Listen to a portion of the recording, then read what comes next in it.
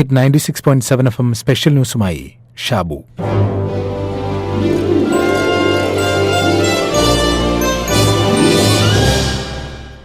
സെൻ കഥകളിൽ ധാരാളമായി പൊട്ടിയ ചായക്കോപ്പകൾ പരാമർശിച്ചിട്ടുണ്ട്.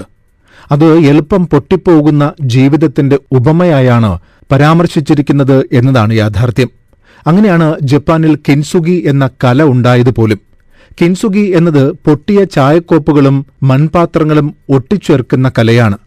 മരക്കറയിലോ പശയിലോ സ്വർണത്തിന്റെയോ വെള്ളിയുടെയോ പൊടി ചേർത്താണ് പാത്രങ്ങളുടെ പൊട്ടിയ ഭാഗങ്ങൾ ചേർത്തൊട്ടിക്കുന്നത്. ഇതാണ് കിൻസുഗി. അത് എളുപ്പമല്ല. അതിന് നിപുണരായ ഗുരുക്കന്മാരുടെ കീഴിൽ വർഷങ്ങളോളം പഠിച്ചെങ്കിലേ കിൻസുഗി വഴങ്ങുകയുള്ളൂ. ഈ കിൻസുഗിയുമായി ബന്ധപ്പെട്ടുള്ള കഥ ഇങ്ങനെയാണ്. 15-ാം നൂറ്റാണ്ടിന്റെ അന്ത്യത്തിലാണ് കിൻസുഗിയുടെ പിറവി. ഒരിക്കൽ അഷികാക യോഷിമാസ എന്ന സൈന്യാധിപൻ പൊട്ടിയ പൂപ്പാത്രം നന്നാക്കാനായി ചൈനയിലേക്ക് അയച്ചു. എന്നാൽ വളരെ മോശമായി ഭംഗി കെടുത്തുന്ന രീതിയിൽ അവർ പാത്രത്തെ പഴയപടിയാക്കി.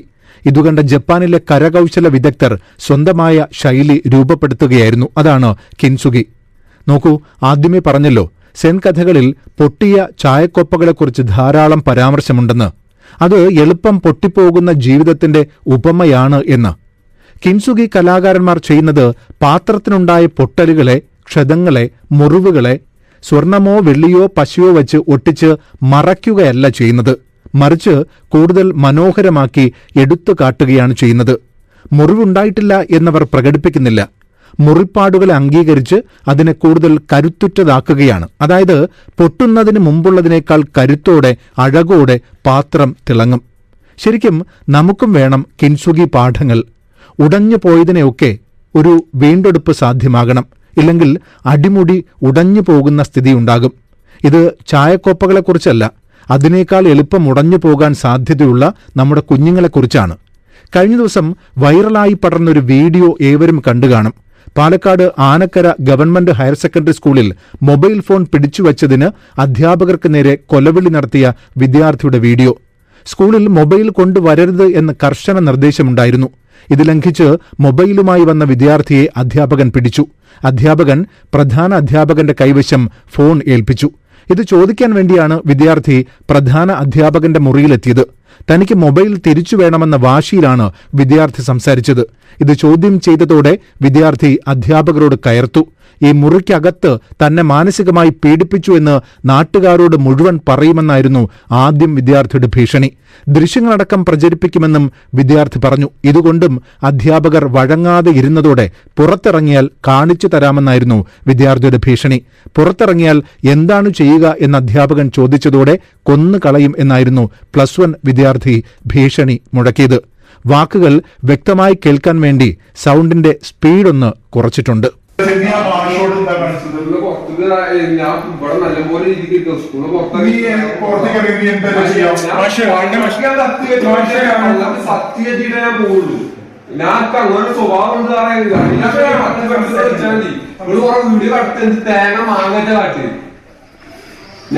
പറയും ഇന്നതിന്റെ ഉള്ളിൽ ഭയങ്കര കാലാവസ്ഥ വീഡിയോ ഒക്കെ എടുത്തിക്കണേ.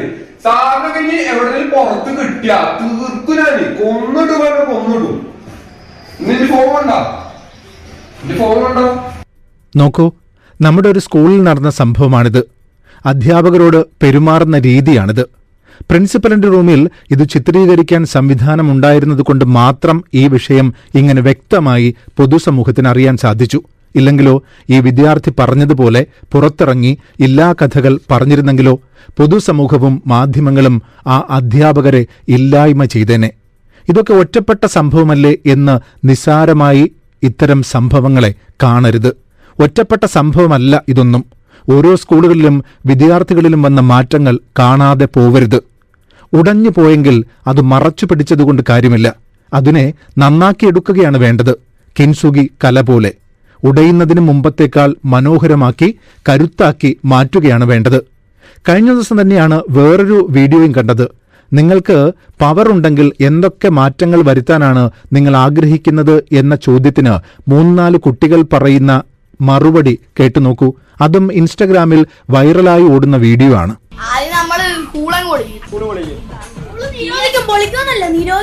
പിന്നെ നമ്മള് ഫോണെല്ലാം മുമ്പിൽ കൊണ്ട് ഓരോ കുട്ടികൾക്കും ഓരോ ഫോൺ. ഈ പറഞ്ഞ നമ്മളെ പൈസ അങ്ങ് നിരോധിക്കും, എന്നിട്ട് എല്ലാം ഫ്രീ ആയിട്ട് കൊടുക്കും. മുല്ലപ്പെരിയാർ ഡാം അങ്ങ് പൊട്ടി. പിന്നെ നിരോധിക്കും. 18 വയസ്സല്ല, 10 വയസ്സിൽ മണ്ടക്കോട്ട് വണ്ടി ഓടിക്കാൻ അങ്ങ് അനുമതി കൊടുക്കും. 10 വയസ്സിന് മണ്ടക്കോട്ട് വണ്ടി ഓടിക്കാൻ നമ്മൾ അനുവദിക്കും. പെട്രോൾ 10 രൂപ 10 രൂപ. ഇതൊരു തമാശയായി മാത്രം കണ്ടാൽ മതി. എങ്കിലും കുട്ടികളുടെ തമാശകളിൽ സ്കൂളും മുല്ലപ്പെരിയാറുമൊക്കെ തകർക്കണമെന്ന ചിന്ത കടന്നുകൂടിയതിൽ തെല്ലൊരു ആശങ്കയില്ലാതില്ല. എല്ലാം തകർക്കാനുള്ള ചിന്ത നല്ലതല്ലല്ലോ. നോക്കൂ, ഉടഞ്ഞു പോയതിനൊക്കെ ഒരു വീണ്ടെടുപ്പ് സാധ്യമാണ്. അതാണ് ജപ്പാൻ പഠിപ്പിച്ച കിൻസുഗി കല. നമുക്കും പഠിക്കണം. അടിമുടി ഉടഞ്ഞു പോകുന്ന നമ്മുടെ നാടിനെ വീണ്ടെടുക്കാൻ ഒരു കല.